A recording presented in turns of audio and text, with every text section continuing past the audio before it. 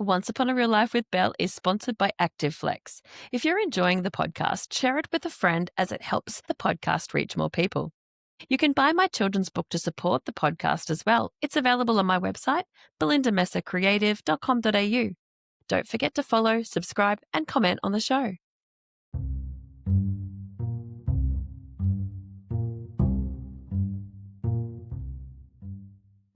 Today, I'm joined by the incredible Victoria Rose Paris, a writer, speaker, and advocate who shares her journey through life's biggest challenges on Instagram, YouTube, and on her website. Living with endometriosis and navigating neurodivergence, Victoria Rose shines a light on topics that are often misunderstood and rarely spoken about with such honesty. She's going to share stories of resilience, self-discovery, and finding joy even in the hardest seasons. She loves to dress up.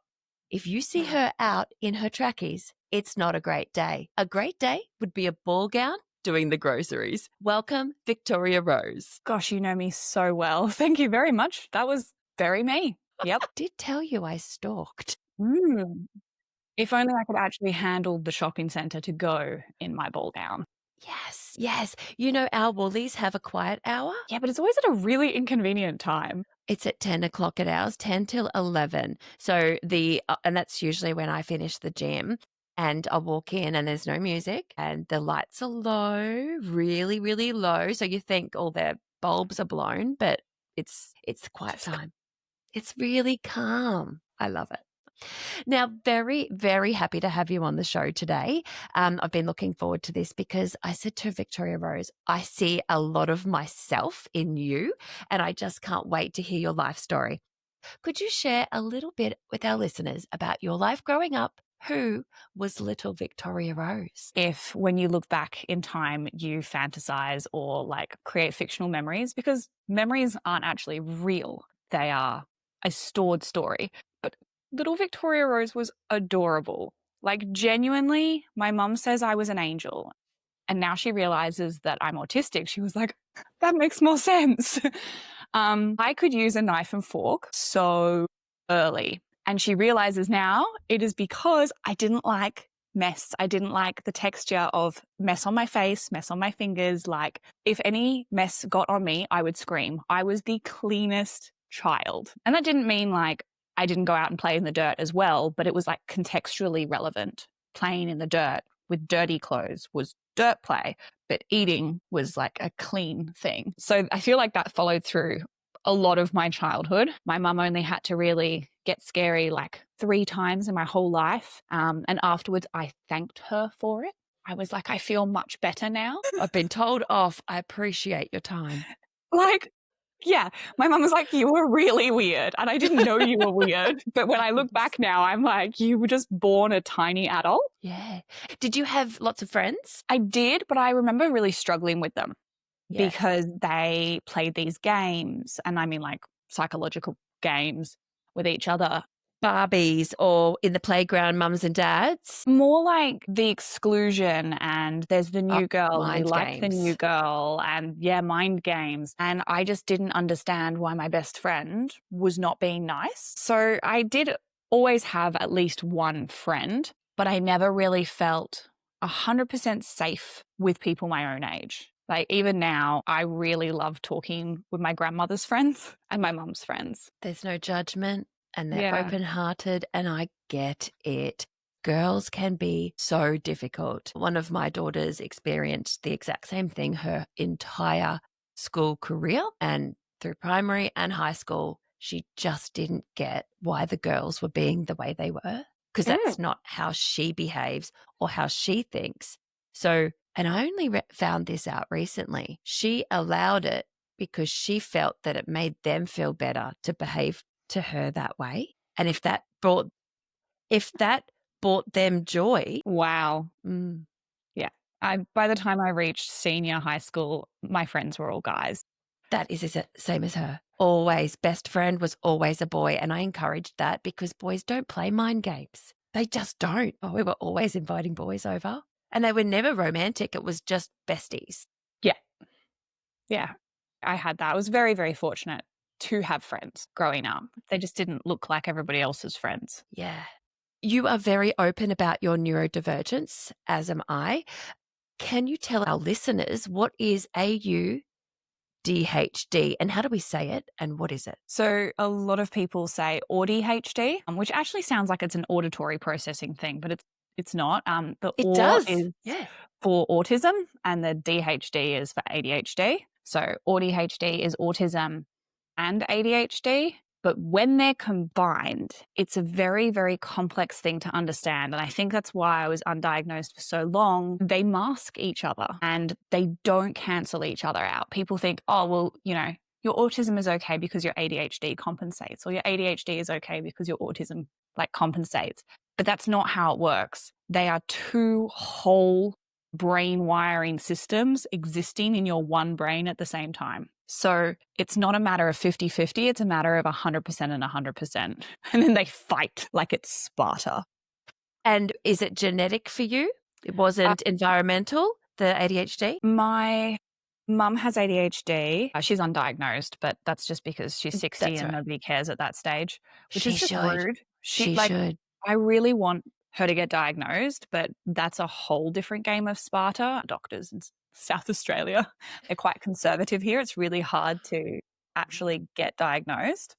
There will later on, and if the listeners are interested, email me, but there's an online psychiatrist that does it and they are fantastic. Nice. That would be really good. I'll send it to you, and listeners, if you're interested, send me an email. So yes, she's definitely got ADHD. Like all the cupboard doors open whilst cooking, like just incapable of putting anything away, scattered brain, fantastic at anything she does with her hands. She is a wizard, but cannot open the mail like ever, which unfortunately I've inherited as well. She is incredible and she can color match. She can look at a color and then 3 months later go to a shop and say, that is exactly the same color as something else. Like, I wish that was a CIA skill because she'd make a lot of money. So for me, I am what they call combined ADHD. So there's inattentive or hyperactive. I have the both, which is actually the most common. So I am out there and I've got a mask on and I want to be everything for everybody. And it is just so hard because my brain is go, go, go, go, go. And my entire life has been fight or flight. So trauma and then trying to be this person that everybody wants me to be. And by the age of 47, I collapsed. I just collapsed. And we'll touch on the PMDD later, but I also had the PMDD at that point. And I was out to coffee with my daughter, and she's a nurse, and she was 23, and we were having coffee. And then she just joked and she said, "Mum, have you got ADHD?" And I got really embarrassed. And I said, "Why?" She said, "You just changed the topic of the conversation 5 times in 2 minutes." And I was like, ha, ha, ha, ha, ha, ha, and went home and Googled it because I was so embarrassed. And yeah, I hit pretty much all of those targets. So I booked in with a psychiatrist, and the wait lists here in Brisbane are also exponential. So what I do, I'm a cheeky little devil. And I ring the rooms very regularly and I say, listen, if you have a cancellation, I will come any day this week. I will drop anything. And I guarantee you they have cancellations. So that's a way to get in early. You don't just wait. You go, you ring, and then you're annoying them and they will put you on the list to get rid of you. Like Shawshank Redemption. Yeah. Writing a letter every week. So that is how I did it. And I had the best psychiatrist. And I went through the process with her, which was a simple process. It was only one session and then a test. And at the end of the session, she said, "You 100% have ADHD. I'm looking at you. You're fidgeting. You can't sit still. You can't stop talking." And yeah, it's very obvious to me as a psychiatrist. And I later found out she was one of the best in Brisbane. So I got really lucky with that recommendation. Cool. And it's been life-changing for me. It's been a journey and some people don't understand it. So even some people in my family don't understand it. And if I bring subjects back to, "Oh, that's my ADHD," I kind of see the eye roll. Yeah, it's not an excuse. It's a reason. Yeah, reasons are different to excuses. Yeah. Excuses are, I'm late because I didn't prioritize being on here on time. A reason is I can't count backwards in time, and I thought 30 minutes was that I had 30 minutes to miraculously be there, and I forgot about travel time. Because I just think I can apparate everywhere. Yeah. I'm just there because I'm ready by that time. I got to be there at 6. I'll leave at 6. Yeah. Doesn't work that way. It But really that's the thing. I can say very inappropriate things, but to me, I kind of figure my brain can handle it. Why can't yours? Something happened one day, and I'm not going to talk about it on the podcast, but it was confronting. And I thought, well, if I have to have that in my memory, so does my best friend. Fair. And I've done it twice this week. And both times she's gone, Belle, it's 8:40 in the morning. Yeah. So what are some of your autistic traits? I actually love the fact I can hyperfocus. I'm really, really good at just sitting down and doing something. Unfortunately, it's to the point where I'll probably have some kind of bladder issue in the future, because if I even get up to wee, boom, focus gone. All over Red Rover. My husband comes home and I tell him, like, you do not disturb me on a Friday. Like, you do not exist. And he will think coming home, like, sure, like already, like the keys jingling, him walking past, like that is taking all of my willpower to block him out. Like, you do not exist. He says hello. No. If I don't exist, hello also does not exist. Don't say hello. Now I have to say hello. Now I've said hello. Now you exist. Now the focus is gone. The sentence is ruined and I'll never be able to write again. Victoria Rose, are we twins? Ask your mum. Did she have twins? Possibly. I don't know who my biological dad is. But my bladder's the opposite. I am so hyper-focused that I will refuse to go to the toilet and nearly explode that bladder, which is dangerous. Yep. Because I don't want to stop what I'm doing. Absolutely. If you go to the toilet, then that's it. I've got another weird one.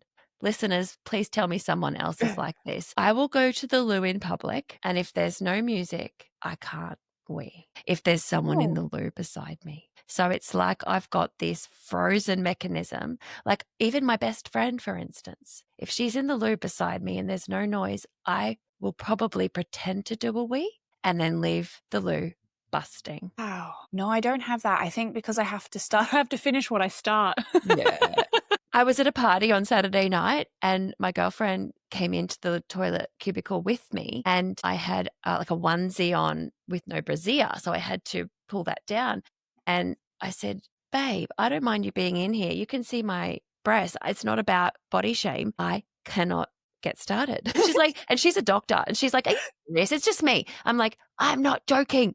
So I said, I tell you what, go outside the cubicle. I'll get started and I'll go, okay, now, and then you can come in. So I'm proving to you it's about the getting started. So I did that, and she came in and she laughed. She's like, I'm literally a doctor and I've never seen that. Alternatively, she could have put on Spotify. That's a better idea. She should have put her phone on. Yeah. I'll remember that. That's why I love Japan, because the toilets have music or sounds.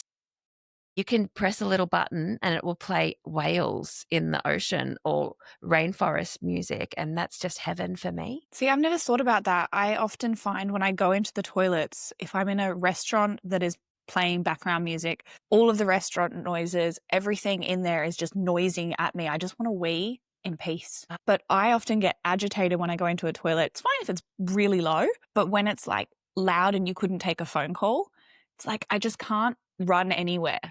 Yeah. Whereas that's my heaven. Interesting. I might cut that out. See, that's the inappropriateness. Yeah, that's fair. That's why we have edits. Yeah. And so some of your autistic traits, go ahead.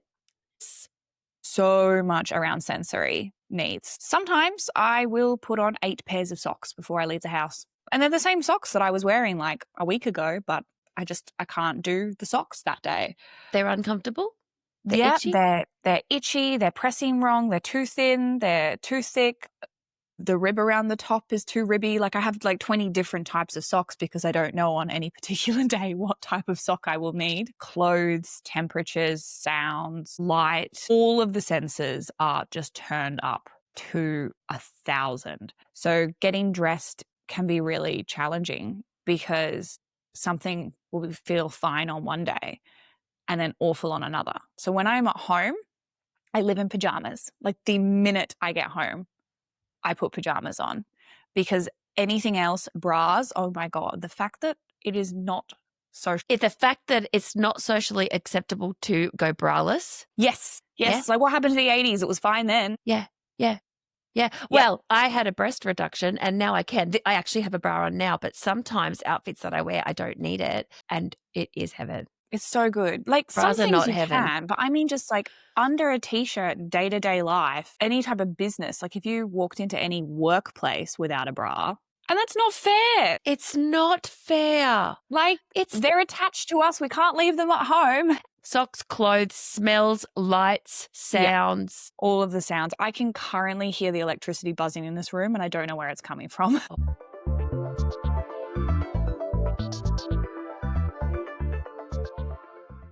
This podcast is supported by our friends at ActiveFlex, the Australian pain relieving gel designed for long-lasting relief for painful muscles and joints. Always read the label and follow the directions for use. If your symptoms persist, please seek advice from a healthcare professional. You can shop online at Chemist Warehouse or simply search ActiveFlex Gel.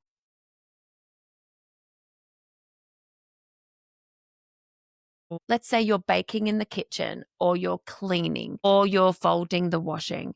Are you distracting yourself with the TV show or music, or are you silent? It depends on how long I'm doing an activity and how I'm feeling. If I've been overstimulated that day and I've had lots of people asking me lots of questions, I will probably just do it in silence. But then if I'm feeling understimulated or depressed or anxious or anything, then I will try to distract myself. The difficulty with putting on a TV show is that I've trained myself to only focus on one thing. Because I think that I realized when I was younger, I achieved a lot more leaning into the autism than the ADHD. So I have to pause a TV show to ask a question. Like I can't ask while it's going. But that's fair because you'll miss what they say. Yeah, and I can't then put everything back together. Do other people not pause it and continue it? My husband can miss like a full chunk of a show and know what's going on. And I get distracted for 1 second, can my husband. looking at the lamp and I'm like, oh, that's a nice lamp in the background. The set designers did a really good job on that. That lamp was in the other set though.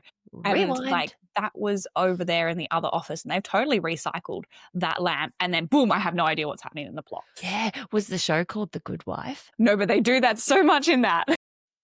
I love that show so much. It's such a great show. It's old, but I only recently saw it and loved it. So what are some of your ADHD traits? I think more of my excitable nature, my spontaneity. I mean, I dress like a princess and I ride a Harley. Like, who does that? So the ADHD, you don't think that that's got the hyperfocus? You think it's the autism for you? Yeah.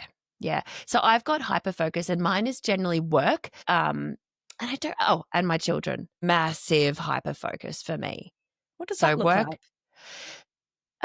When I say obsession, I wanted and had to have the very best upbringing for them. I just need them to be happy and feel loved and all the things you should do, but it's a massive focus.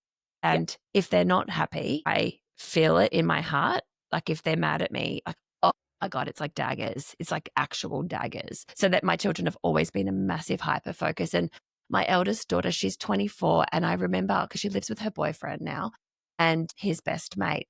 And she still runs her decisions past her father and I.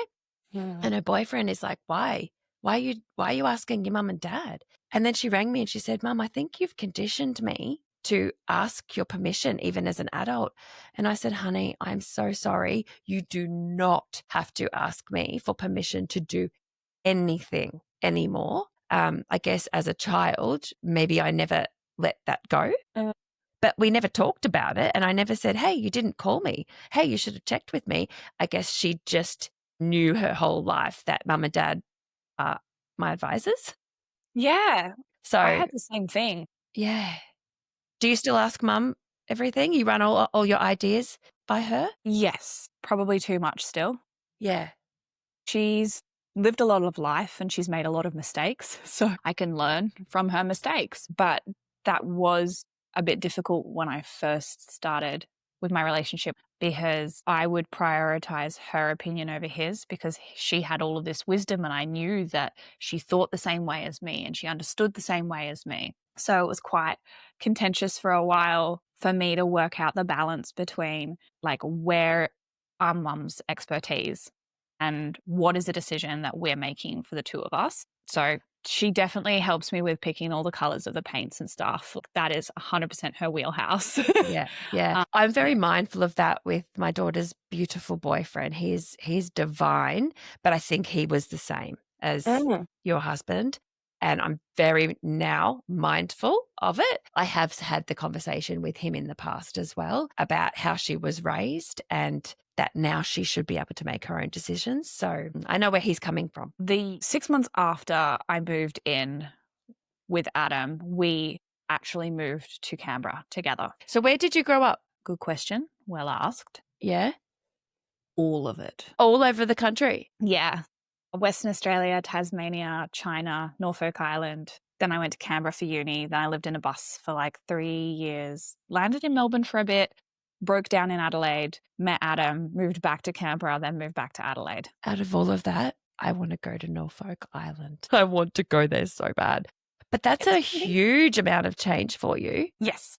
Yeah. Constantly. Is change difficult or is change exciting? Both. Because I love change. I love moving house. Now that I'm medicated, by the way, since my diagnosis last year in November, I'm well medicated now for the ADHD and it's different. So now I'm a homebody. So all of my go, go, go, have to be everything for everyone has completely changed. And now I just want to be at home here doing. That's cool. Yeah, it's so different. I think I always found it exciting growing up, but I realized that as I was older, I really, really craved stability. And I always really loved school because it had a start time and an end time and it had blocks and I could know what to expect. So I loved school for that structure and the routine.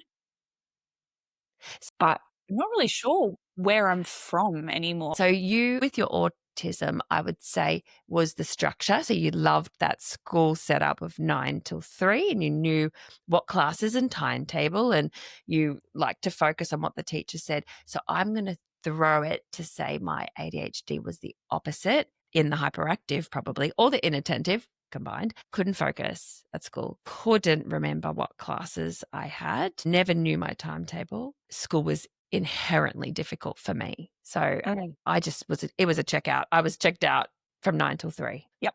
If they knew then what they know now, we just suffered as females at school. I had a friend of mine on this podcast a couple of episodes ago. If you want to go listen, it's fantastic. It's Damien Bredberg, and we're talking about photography and the introduction of AI. And the episode is called The Shot AI Can't Generate. And he's a childhood friend of mine from school, primary and high school. And it's so interesting hearing his version of what he thought of me and then my version of what I thought of myself because he's known me since I was like 7. I think that I was very fun with my friends, especially like junior high school, senior high school, very vivacious, very fun, very outgoing, very myself. You couldn't bully me about what I was wearing because I liked what I was wearing. And I know that it was weird. I wore Pippi Longstocking socks. Like I completely was so strange, but I had strange friends. It was great. Yeah, I wouldn't think that was strange. I would think that she knows her style. Although I look back and some of it was bad. So one of my best friends didn't care what people thought about what she wore. She just wore hippie clothes.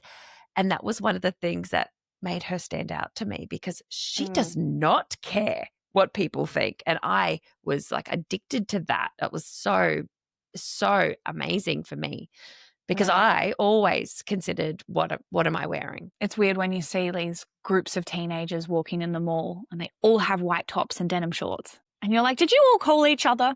Yeah.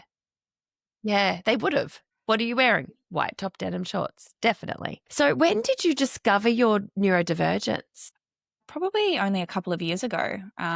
It's been a bit of a gradual process. I started seeing this content that I really resonated with. And then the algorithm being the incredible algorithm that it is gave me more of it. And the more I saw, the more I was like, oh my God, there's nothing wrong with me and I'm not struggling in life. And it's not that I can't do it. My brain is literally wired against sensory processing or against change. I will have a meltdown when my husband says, right, Saturday we are doing A, B, and C, and then B falls down. And I'm like, I don't know what to do now until C happens. Like that window of time has just fallen away and I don't know how to fill it. And for him, he's like, oh, just do something else. What do you mean do something else? Exactly what? Yeah, I now just have to wait. I just have to wait until C happens now. I'm just stuck here in paralysis, crying because I can't life until C occurs. Well, last week I couldn't life until Saturday was over. So young Belle would have been so excited to have 2 parties to go to on Saturday night. I had a 21st and a 50th. And I love both of these people, so I had to be at both. I was paralyzed all week because I was so stressed and I was so filled with anxiety that I had to get from one place 10 minutes away from the other. It's the transitions. And so the night occurred. The second one was a dress-up party. The first one was a cocktail event. And I did luckily have an outfit in my cupboard that was beautiful and fit both of those genres. Nice. Luckily, it turned out fine because It always does. Guess what the answer was? I don't drink. Huh. Why didn't that occur to me during the week? The amount of things that don't occur to us, though. I'm like, I am an exceptionally intelligent human being. Why didn't I think of that? Yeah, because I just drove to both and then I drove home and I had the best time at both parties. And had occurred to me through the week, Belle, just have a champagne at the first party and a champagne at the second and you can drive home. Yep. And now that I'm medicated, I don't need the checkout of alcohol. Not that I was ever a big drinker, but I certainly would go out with my friends and we would have a couple of bottles of champagne and then I would feel so sick the next day. Now I can have the best time at a party and 1 glass of champagne is fine. 2, awesome. I don't need to have a bottle at all, which is a huge, huge thing for me. I find I love champagne. That is my drink of choice as well. But I hate being out of control of like my body. So I drink until I'm a little tipsy and then I stop. And that is enough to get me through the rest of the night. So you're sensible because I do think I'm very well controlled even if I've had too much alcohol. I don't think that I lose control. I might have in my youth, but as an adult, I kind of internally know when to stop. But it's definitely going to lead to a hangover. Oh, yeah. Sometimes you just have like 1 or 2 glasses and you have a hangover. Other times you can have a whole bottle with dinner and be fine. Exactly. So that's one of the differences. And the other one, like I said to you before, is staying home is a huge one. And when I was at that 50th, the husband of the beautiful girl who had her birthday said, how come we never see you anymore? And I said, I'm medicated. I'm okay now. Nick, now I don't have to be the one that organizes everything. And now we just don't do anything. Yeah. We all still love each other, all of our girlfriends, but because I'm not going, hey, let's do this. Hey, let's do this. Let's get together. Okay, so I'm just going to read some of the quotes that I've read from some of the blogs or articles you've written, and they get me good, and I think they're going to get the listeners good. Now, the first one that I found that I nearly died, it was so good. The issue with living with ADHD is that you are constantly at war with yourself, simultaneously wanting to be a career woman and a homemaker, a social butterfly and a recluse, a New York apartment girl and a country hobby farmer. For a long time, I thought I was broken. I would make systems and never stick to them. I would thrive with structure and routine, but never felt more alive than I did when I was traveling unprepared. I would crave meaningful connections and yet be unable to make them. I would need complete and total silence to study, but I would blast my radio as loud as possible on a drive home from work. I would need the music at the restaurant to be turned down to focus on my conversation, but I'd play a TV show whilst I cooked because I would be bored cooking in quiet. Living with ADHD means we often have to hide part of ourselves, either autism or ADHD, wherever we are. I know that when I'm at work, autism serves me better. Whilst I am with my friends, ADHD makes me the life of the party. Unfortunately, because living with ADHD means that although I have both, I often can't satisfy both at the same time. When I get home, my autism is exhausted from social interaction. So I sit on the couch comatose and unable to answer texts.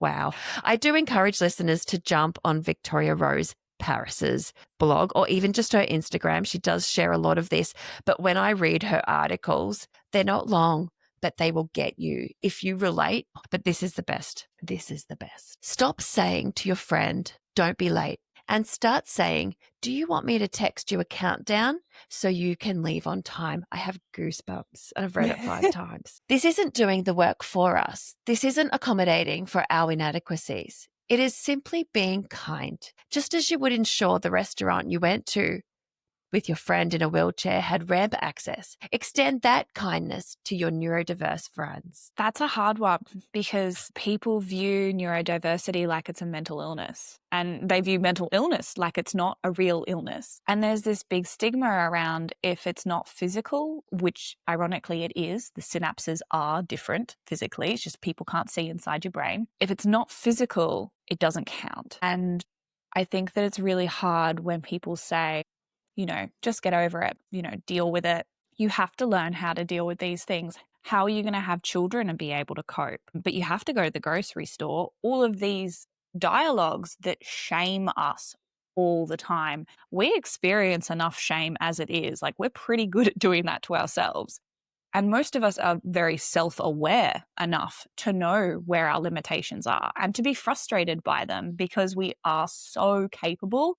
People don't realize that the accommodations that they can make for us are very simple and that they are not making our lives easier. They are not fixing us. They are not doing something for us. They are simply just helping us with whatever it is that we struggle with. Yeah, it really, really resonates with me, the way that you speak and your life and the way that you lead it. I love that you're out there because I'll tell anybody that I have ADHD because what a life change, and more than a penny drop, like a gold bullion drop was my diagnosis. It was like, aha, is that why I am the way that I am? Is that why I couldn't A, B, C, and D, or I could A, B, C, and D?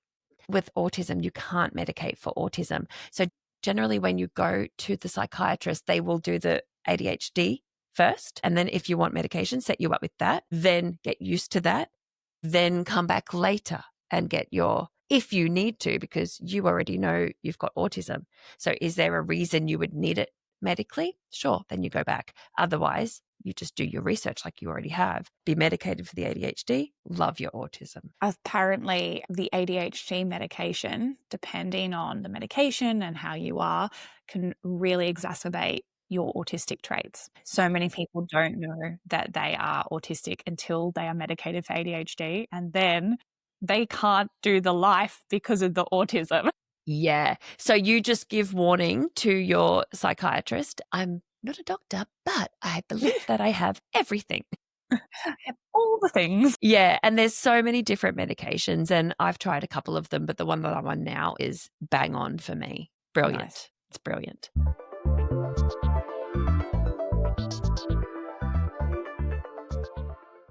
This podcast is supported by our friends at ActiveFlex, the Australian pain-relieving gel designed for long-lasting relief for painful muscles and joints. Always read the label and follow the directions for use. If your symptoms persist, please seek advice from a healthcare professional. You can shop online at Chemist Warehouse or simply search ActiveFlex Gel. You have learned facial expressions from memory. I read this about you. Now, this is from thought, not from natural reactions. Tell me about this. To be honest, I couldn't unmask this if I tried because it's so ingrained. We all have this idea of like autistic people as like the deadpan, monotone person. And I think that's why when I diagnosed for so long was because I move my eyebrows a lot and I smile and things. But then when you really look at it, I am over expressive. If I got Botox, my followers would be really mad because I have one friend who watches my eyebrows dance. in my videos. He's like, your eyebrows dance so much. And I'm like, oh my God, my wrinkles are going to be so bad. But I overexpress like an emoji. Yeah. And I do that because I don't want anybody to be unclear about what I think or feel or mean. So when you have autism, you have often a very paralyzing fear of being misunderstood, because we are so often misunderstood, which is ironic because we generally say exactly what we mean. But people don't get that. And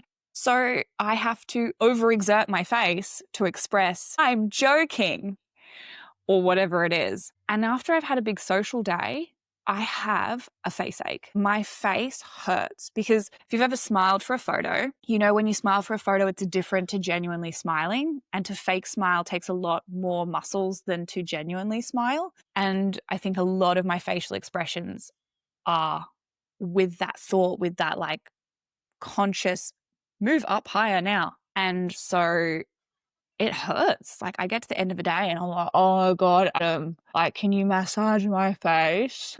I feel that as well. I'm interested to know what your resting face is. So if I'm at the shops and I'm walking through the shopping centre, or I'm at a cafe, or wherever I am, I have resting nice face. So it is an encouraging face for strangers to talk to me. And I don't mean to do it, but because I've got resting nice face, people just want to talk. I think I have resting nice face. Yeah. Yeah. That, and I also talk to the strangers. Same. So maybe you and I both need to learn the resting bee face. I just don't know how to do it. Like I genuinely have to get Botox. Well, I have Botox. Is that resting bee face?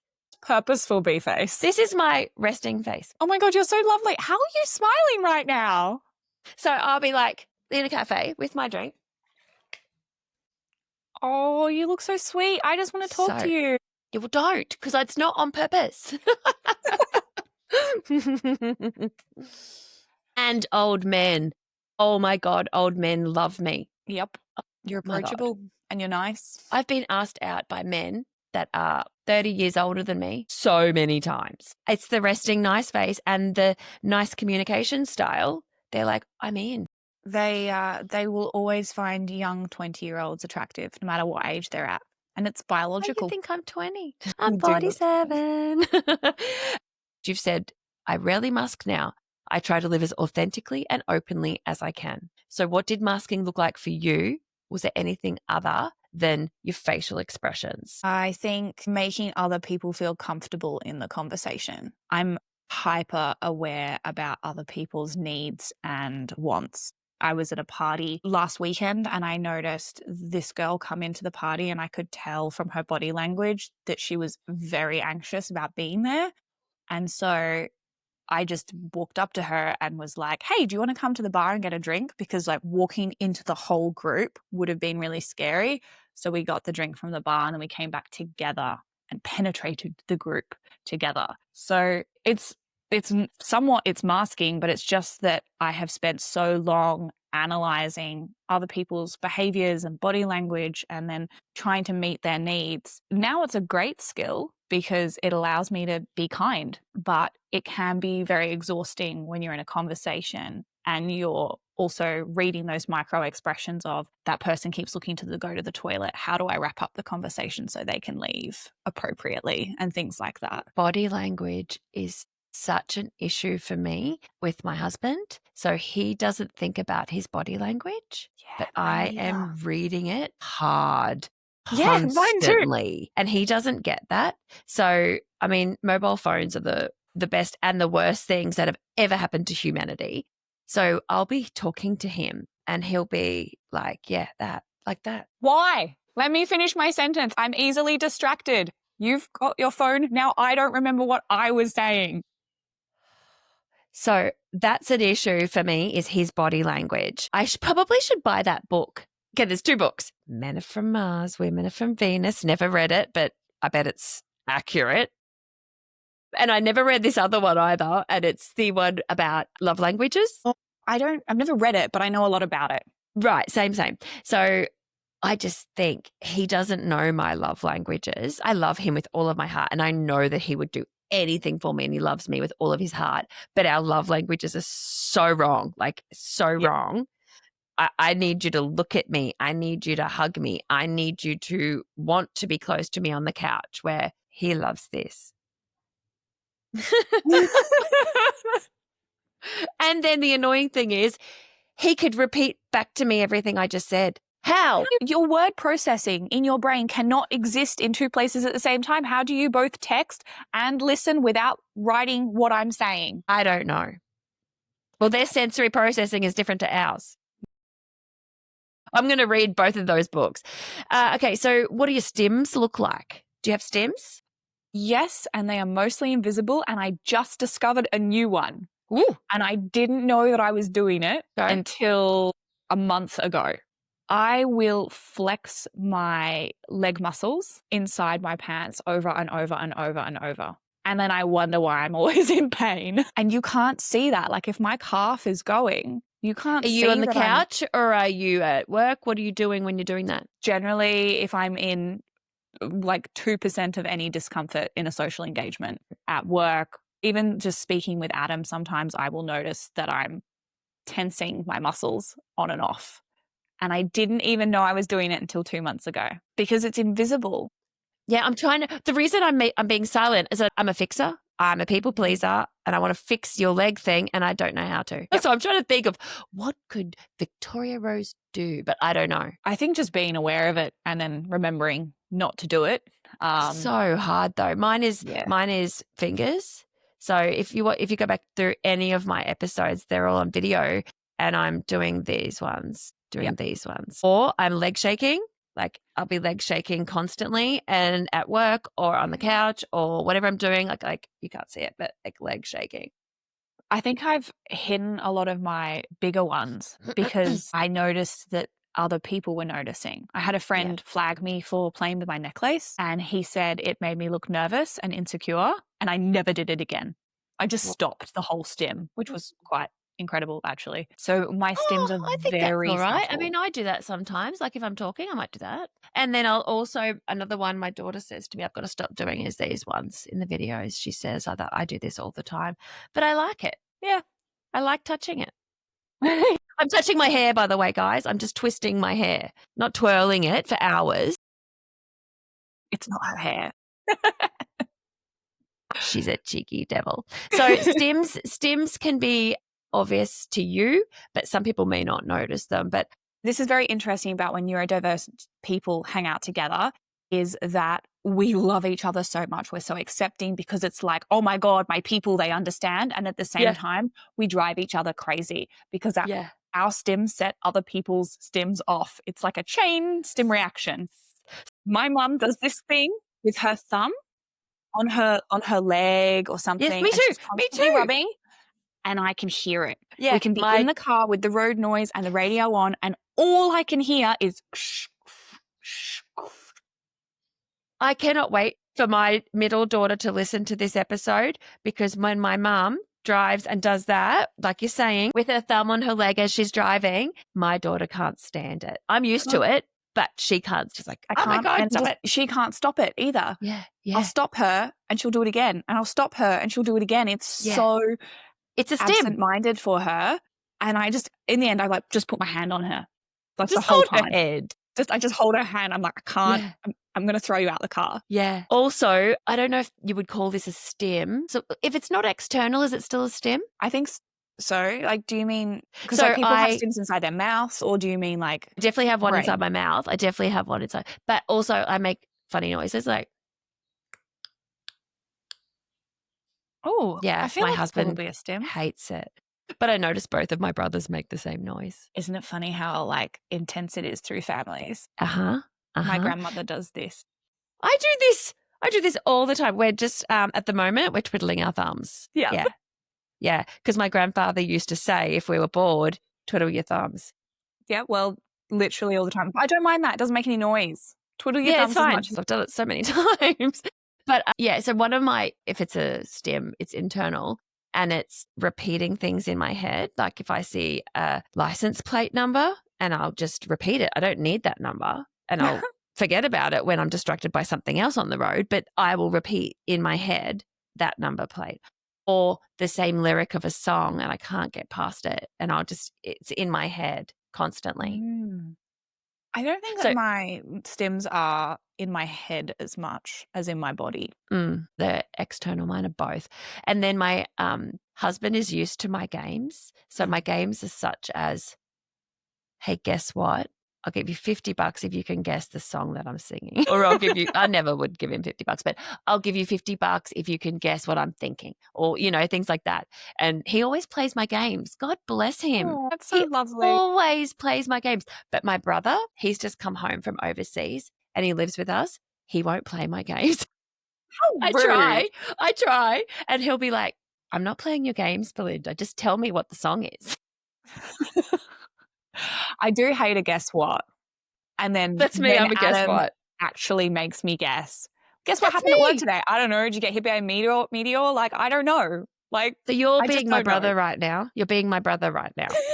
I don't like them. If you give me some parameters to work within. Yep. Now, I love this one that you talked about in the workplace, and I really relate to this. This is why I think we're twins. You said, of course, I can't show up to work having an autistic meltdown, but I do answer honestly. I do overshare. And do you know what? Most people in my office, also I believe, actually love it. They enjoy my weekend stories, appreciate my humor, and seem to value my disregard for social norms. They love how chaotic, real, and unfiltered I am. I hope so. Otherwise, they're very, very good at faking it. No. That means you found your work people, because I felt the same thing at my work. My most recent work was for council, and in that office, I just felt like it was home because the 3 people in that office with me understood my quirkiness. They never judged my crazy sentences or my oversharing. And oh gosh, I can overshare. Me And too. they just love it. They love it.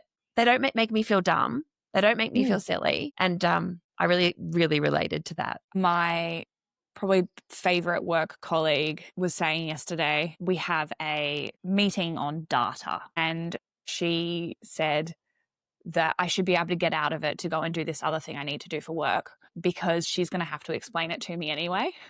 Oh, and I have dyscalculus. Like, I cannot play blackjack. I can't count to 21. It's bad. But the way she said it, it wasn't mean. It was a complete roast. But it was factual. So funny, because it's like, there genuinely is no point me going to this meeting because I will not understand anything. Yes. And do you know what? I could be looking at my colleague or my boss straight in the face, nodding, like really actively listening. And then they finish and I'm like, I'm so sorry. I did not hear one word you just said. And they're like, oh my God. And I think that's what I like about presenting authentically. They're never going to expect me to know maths. They know I can't math. Yeah, it's real. And then I remember one day when my colleague said to me, do you know that our boss, and she was just the best. I loved her so much. I still love her so much. And I must have done something wrong. Again, hyper focus at work. So very serious about what I'm doing and want it to be the best of the best of the best. And I must have made a mistake. And she was afraid to tell me. So she didn't, because she knew I don't like being told what to do. Oh, that's actually so embarrassing. But she knows I wouldn't have reacted very well. That's a good boss. Yeah, she's a great boss. Yeah. Yeah. It was obviously something minuscule as well. It wasn't big. It didn't matter. But yeah, she was like, no, I can't go to Bel with that. She'll eat me alive. So this one you've also said, I realized that I've been faking happy for a long time, that I behaved almost manically, extra bubbly, extra fun, extra everything. Now I look back, this was likely an autistic mask I was developing. That is the one that makes me wonder if I've got the autism. Not that it matters, because I would never need a diagnosis. It would just be interesting in my mind to know. So maybe I just assume that I a little bit am, because that's me. I'm extra everything. And the word bubbly, when people say to my husband, your wife is so bubbly, it frustrates him. He hates the word bubbly. I love the word bubbly. It's like, bubbles are everything good. They're champagne and they're bubble baths and they're joyful and they're like, you can pop them and they shine like a rainbow and they float. Like, bubbles are the best thing ever. Like, I literally will play with bubbles. Gorgeous. Now, what's something you love? My brain is now on the bubble train. Trains, I like trains. You're welcome, Sheldon Cooper. Sheldon Cooper. What's something you hate? Textured food. But I should specify, when I say I like trains, I don't like trains in the typical male autistic way, where I can tell you everything about the train, like the locomotive was built in blah. No, I don't know. I like trains because I like old Hollywood glamour, and I feel like that's just the most elegant way of traveling. And one day I will go on the Orient Express. Well, I want to go on the Garn. Apparently it rattles. Can't we? Do you mean the physical rattle or the sound? Because we can Like- get you those ear loops, It physically rattles and keeps you awake. and that wouldn't be comforting. No, I Can't- would be like sticky taping everything. Go on the bullet train in Japan then. Yes, that looks good too. Yeah, I've been on that one. What's something that calms you? My husband, I have realized, is a recharge blanket. He So is a recharge He's a blanket? recharge blanket. It's like, you know, when you put your phone on the pad rather than actually plugging it in, when he lays down in bed, preferably without a shirt on, and I have that skin to skin contact, nervous systems sync up because his nervous system's actually, you know, fine. And then I match my breath with him, and then all is well in the world. So my husband is my recharge blanket. Oh, I'm a snuggler too. Yes. Yes. Yeah. So another ADHD trait is not being able to find the words. Now that I've read that you have a problem with, me too. So anything that goes on your head to me is a helmet. So I'll say to my kids or my husband, "Oh, can you go get your helmet on?" And they're all like, "Oh my God." But what I mean is beanie, or what I Yeah. mean is hat, or what I mean is whatever. But the word helmet is what I'm using. Yep. I have found out what this is. What? So it's aphasia. I think I'm saying that right. And what it is that we group words together in a bucket. So all of the words for things that go on your head are in one bucket. And when we go to retrieve the word, we just do a lucky dip and we're like, a helmet will do. Helmet's on top. Yeah, helmet's on the top of the bucket. Yeah. And so often I will be like, can we buy a table, couch, TV unit, coffee table? Yes. Because all of the furniture is in the one bucket in my brain, and I'm like picking them out of the bucket and I just can't find the right one. That is so me. So I'll be, cooking and I'll be like, the thing you stir things with, the stirring thing. Describing my favorite board game is called Articulate. I love Articulate. It's because it's the way my brain works. I never know the Yes. word. I just describe the word. Can you get me the things that like bloom and smell? Yeah, or you wipe your face with them, that thing in the shower. Yeah, the smooshy and sound effects.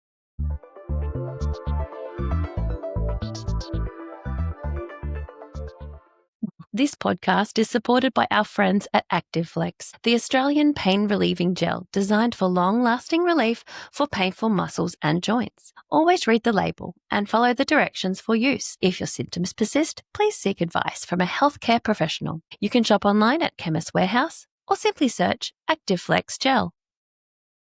What does a meltdown look like for you? Lots of tears.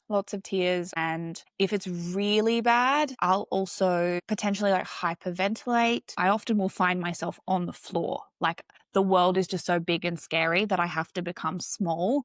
Then there's like micro meltdowns where I think that these are really positive because it's letting that energy out in a more healthy way. So something will frustrate me, and rather than like letting it build or suppressing it, I'll just scream really loudly and stomp my feet. And then I'll feel a little bit better. And that's more like a managed meltdown because it allows me to move through that feeling, physically get it out. It does reset your nervous system a little bit as well. And then you can move on. But if it's more to do with sadness or shame or all of those probably deeper, slower emotions, it's often just a heap of crying mess. And how often would you have a meltdown? Weekly. Yeah. And they range in severity. Yeah. If I have a crying meltdown, it's always going to be really big. And it's probably, I really don't cry. Now that I'm medicated, I really don't cry much anymore. That would be so cool. Yeah, I really don't. But if I do, it's going to be probably sadness. And maybe every 3 or 4 months. It's not often, but meltdowns for me used to be angry, like Oh. angry doing the dishes, angry doing the washing, angry tidying the house. This was my meltdowns. I think the anger is often at myself when it's an angry one, and then it'll be like more of a screaming, crying, disappointed in myself, aggression of like, how am I stuck? Yeah. Like wanting to get out of my body.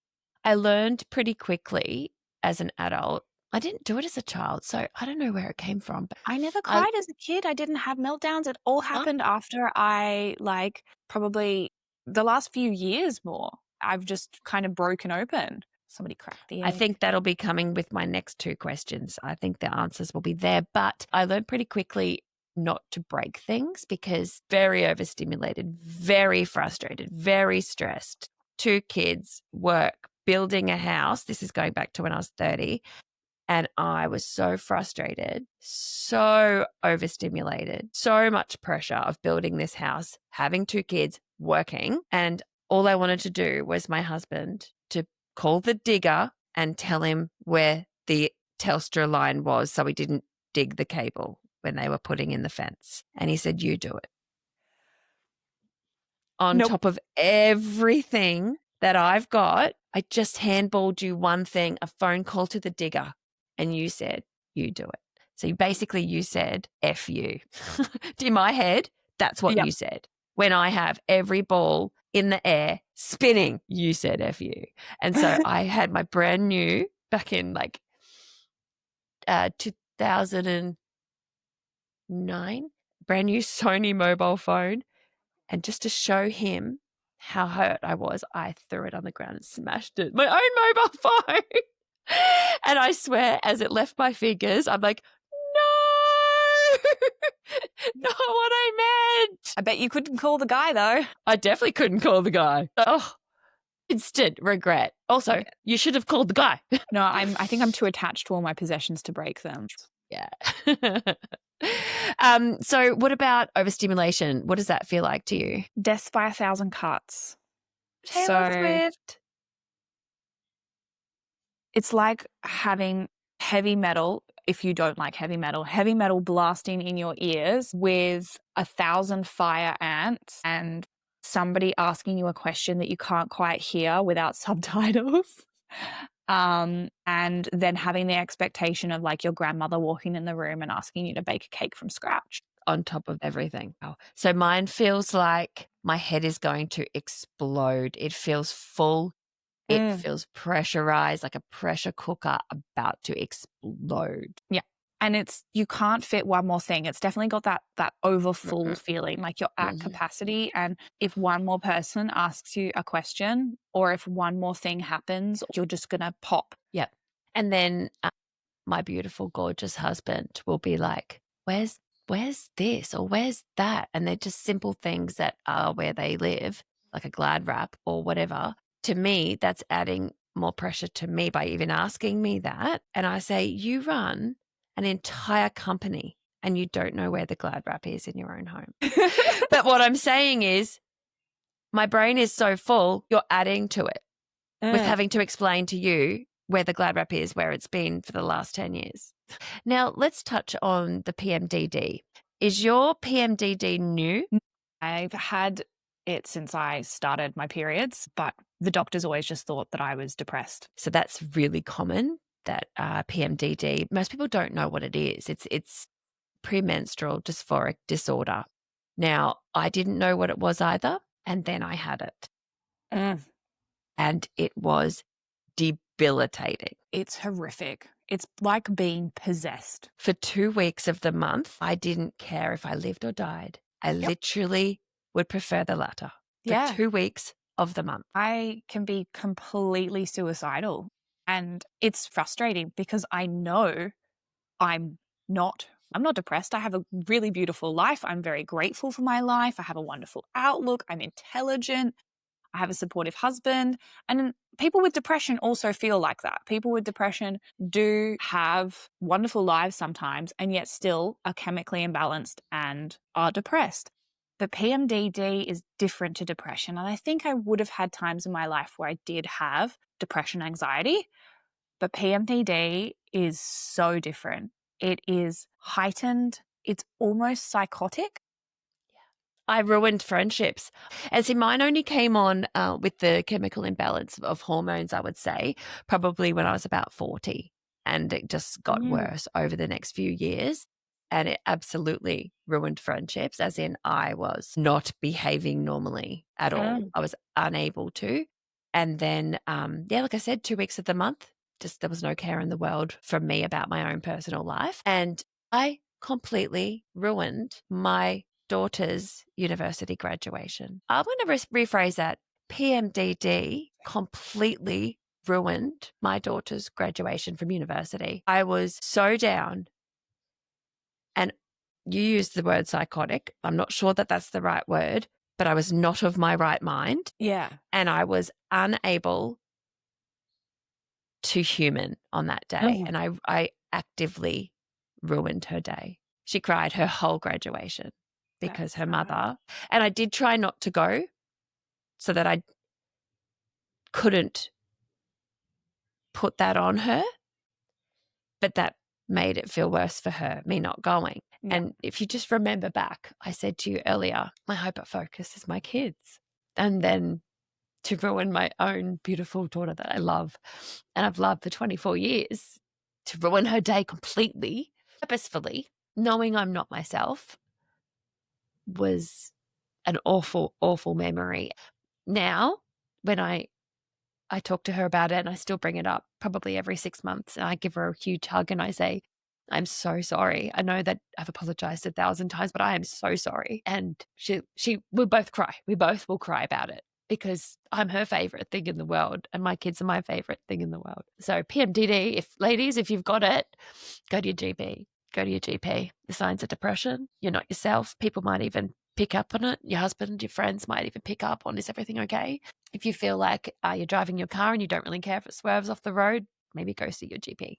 If you're ruining friendships, maybe go see your GP. It's very different because you're aware that you're not behaving appropriately and yet you still can't not. Yeah. And that's a very, very disempowering feeling for incredible women to be so controlled by hormones that we are possessed. Like, I wouldn't even say we allow it to rule us or we let it. There is no letting. Like, it is overwhelmingly powerful to the point that you would do something so hurtful and you don't want to. That is not normal. It is not normal to be a beautiful, wonderful, and incredible person and not be able to act like that. Yeah. It's very, very frustrating because with it comes a lot of self-loathing because you feel like, how can I let this happen? How can I allow this to happen? I'm stronger than this. I'm better than this. And then you aren't. And then you're really, really disappointed in yourself. Well, we're not superhuman.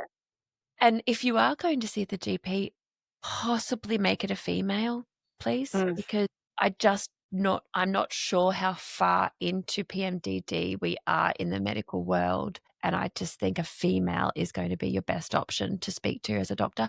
Now, I'm a lucky girl that my best friend is a GP and I was able to ring her. So I got medication for the PMDD, which is antidepressants. I tried 4 different types. The first one was excellent, but I had no feeling. I've done them. In the bedroom, none. The second one, oh my God, excellent bedroom. And in the mental health, but I could hear my eyeballs moving. Oh, click, click, click, click, click. No. Yeah. And the next one that I'm on now, it's okay. It's okay. It's fine. It keeps me alive. But I will say that my best friend being a GP, she would check in on me and I'd say, yeah, I'm pretty bad right now, but I will tell you, I'm able to step outside of myself in that moment and go, these thoughts are not real. This feeling is not real. Give it a few days and it will be gone. And then it's gone and you're on top of the world. And you're like, oh, your period's here. Oh, thank God. Everything's great again. Sunshine and rainbows. So as long as you can compartmentalize that, which luckily I was able to with the diagnosis, I was able to with the PMDD. The good news for you, again, I'm not a doctor or a psychiatrist, but my My personal experience, and I think you're going to love this, is that with my diagnosis and my medication for ADHD, I no longer have PMDD. Wow. That's cool. So if you Google that later, they go hand in hand. I'm not saying they're exclusive, but I'm telling you they are heavily together. And it took 3 months of my Vyvanse. I have not had PMDD in over a year. That's cool. The comorbidities for PMDD and neurodiversity is off the charts. Off the charts. My medications are perfect now. Well, I'm still me. I still say outrageous things and do outrageous things, but I'm home more and I'm happy. You know, I still feel low sometimes, but that's natural. That's normal. Yeah. Low moods are normal, but not as much. So let's just touch on your endometriosis as well. Did that start at the same time as the PMDD and the period? Yes. Yeah. So I had period pain from 13 or something. They prescribed me Ponstan, which is like period pain medication, and told me to run along. And at 16, I was prescribed the pill because my periods were so bad. And I went on this whole journey through pretty much every birth control. I've had the Implanon and the pill and the injections, tried them all, and I realized that they were making me really sick. And a lot of my depression for a long time actually came from the pill. And my husband said, "Get off the pill. It's not you." So I came off the pill and I came off my antidepressants. And other than it being a really terrifying week where I did that, because the antidepressants that they had given me were as addictive as meth. Which ones were they? I don't actually remember. I really wish I did. Could not get off them. I got down to a quarter and I was just off the planet. So I had to. What does off the planet mean for you? Like disassociated, really sick, like seeing things, super invasive thoughts, just really not mentally stable. Yeah. And I found that when I went off of everything, which was a scary thing in itself, my endo was still very bad. So I found that actually coming off everything really reset. And a lot of that was to do with the birth control. Even now I'm off the Mirena as well, because for a while I was just on that. It's different, but I feel more in tune with myself and with probably my feminine energy. So you on nothing right now? I'm on nothing. No birth control, no medication, no antidepressants. And I know what to expect before my period. I know that I'm not going to be okay, but I know that I'm going to come out the other end. Although I'm a bit disappointed about this month because usually as soon as I start bleeding, I'm better. But even 3 days into my bleed this month, I'm still crying. And I'm like, why? Well, mine's today. Yeah. This morning. And look at me. Like I'm, this is real talking to you. But I'm happy riding the waves at the moment because I want to learn how to navigate them more. Yeah. And I want to get pregnant. So I prefer it if I wasn't on anything at the moment. See, I wasn't on anything until I was like 40, 41. That was always the thing. Like, you aren't taking anything? No, nothing. And then now I'm like, yes, everything. 7 years later, I'm on everything. So I've just started taking the estrogel, which is for perimenopause. So I've just started that one because I was going to bed at like 7 p.m. at night. I was so exhausted from my Vyvanse running out by the end of the day. I just want to go to bed. Don't go to sleep. I watch my shows in bed. But I definitely now on the estrogel have got extended energy. Yeah. I find the progesterone cream has helped me, not so much with the PMDD right before my period, but for the rest of the month, I'm so much more leveled. Because it just helps probably stabilize those hormones. So I guess I am on progesterone cream, but I didn't really count that because it wasn't oral for some reason. Yeah. And then also, I'm not advocating for this. This is just a personal decision I made because the PMDD was so bad. This is before my ADHD daughter, Coffee, saying, I think you have ADHD, is I even resorted to the online model of medical marijuana. So that was for at nighttime, just before bed, or maybe a couple of hours before bed when the kids were asleep, and it was the lowest dose you could get. It was cannabis oil. And I would take that at night and it would get rid of the anxiety because the anxiety was debilitating. So I'd take that in the 2 weeks leading up to the period. Did that have THC in it? That I chose the one with, because that's got the checkout. My girlfriend, she had the one without the THC in it and she liked that as well, but I never chose to try that one. I liked the checkout. Tried the one without THC and I don't think I really found it to be helpful. Yeah. Well, when I had the appointment, because they're online companies these days. Maybe there's face-to-face ones, but this was an online one. And you speak to a nurse a few times, then you speak to a doctor. And yeah, I explained my symptoms. I explained how my life is and what I'm taking currently, which was the antidepressant. And she said, look, just try it. It has worked for other people. I tried it and it was good for me. You can't take both. You cannot take the cannabis oil with ADHD medication. So never again could I touch it. Doesn't work for everybody. There are options. That's the way it is often. You do have to try and fail, and it's just a matter of seeing what works for you. I think the important thing is if you are going on birth control, if you are going on antidepressants, if you're trying anything else, to keep a log or a diary or even just one page of who am I now? Yes. So you can compare. Because I went on fluoxetine and within 2 weeks, I was so different to myself, but I wasn't aware that I was different to myself. And so I couldn't remember what it was like 2 weeks prior. I couldn't identify with that person. And it's so amazing how much it erases. And I couldn't remember what my own vibe was 2 weeks prior. So write it down. That is the best advice ever. I wish I did that. I did that. So for someone listening to today's episode and they're struggling, perhaps they're struggling with their own health or identity journey, what is one piece of encouragement you would want to leave them with? I think the biggest thing that we need to remember as women and as humans is that we are so capable and so powerful, and we need to have that self-love. We spend so much of our time trying to improve on ourselves and better ourselves and move forward and build to greatness, and it's all this future casting of when I'm this, life will be better. When I'm like this, it'll be organized. Whatever it is, and it's always putting who we are in the future.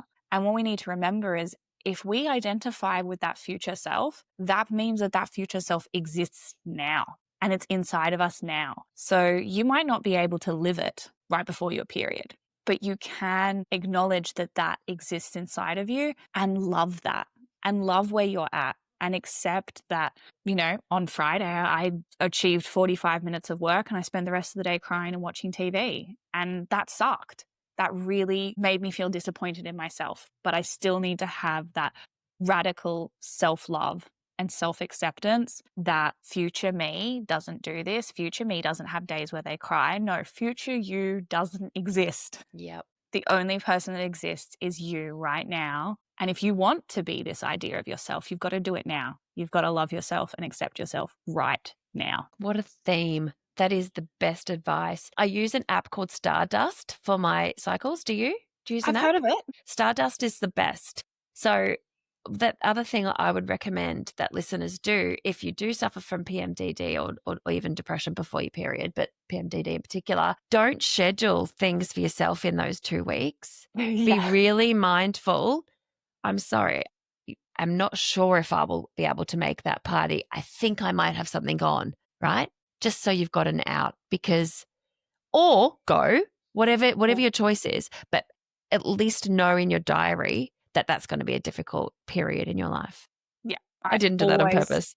I always prime my husband. I'm like, you got about 3 more good days. Do you need to talk about anything? Do you need to achieve anything? Do we need to make any plans? Do you have any problems in the relationship right now? Are we okay? Cool. 3 more days. Don't talk to me about any of it. Oh my God, that's a really big one. Are we okay? Are we okay to my husband? Because I don't know sometimes. Yeah, I mean, I have to check in with him because he's one of those very typical men that just gets on with life. Same. So I make sure I ask him. And if there is ever... Which is probably why we chose them, to be honest. Yeah, he tells me. Because they're rocks. Yeah. But just don't tell me before my period because it's not going to help and I'm going to be very upset with myself and self-loathing and then you're going to have to comfort me and then that's just going to be a bad cycle. And I will never forget it. Whatever you said is here for life. Now, my very last question, Victoria Rose, have you ever seen a ghost or a UFO? No, but I'd love to. I've felt ghosts for sure though. I grew up in a old country house in Western Australia, and to this day, I still run down hallways because I could feel this like icky energy and in the small of my back, and I would run down the hallway, and I felt so awkward in it all the time. And then when we moved to Tasmania many years later, we had a hallway. I'd still run down that hallway. Sometimes I still run down our hallway and it's this long. Yeah. I'm now just scared of hallways.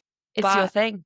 I found out after I moved out, my dad was friends with the new owners and they noticed something was up, and they got a medium in there, and they found that there was a woman and her baby in the hallway, and they sent her to the better place, I guess. So yeah, it was confirmed by the following owners.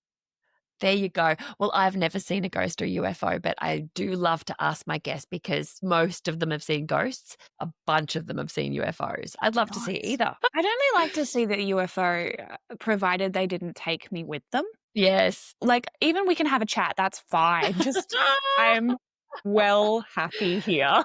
This is my spot right here on Earth. Please.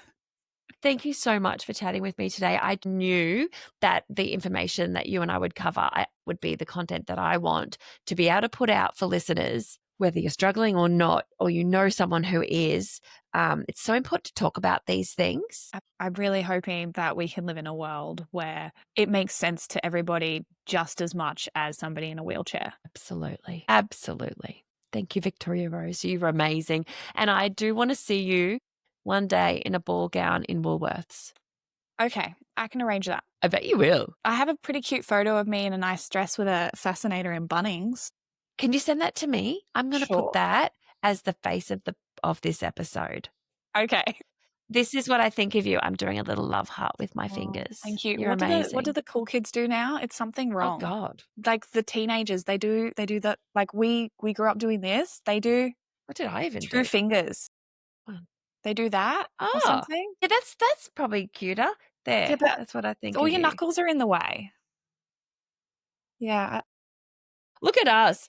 I'm the old one. She's semi-old to the young ones. Yeah, I don't know how to do it. It's like, I don't know. Let's just do that. Someone on TikTok will tell us. Thank you, Victoria Rose. Thank you so much. Thanks for listening to Once Upon a Real Life with Bel.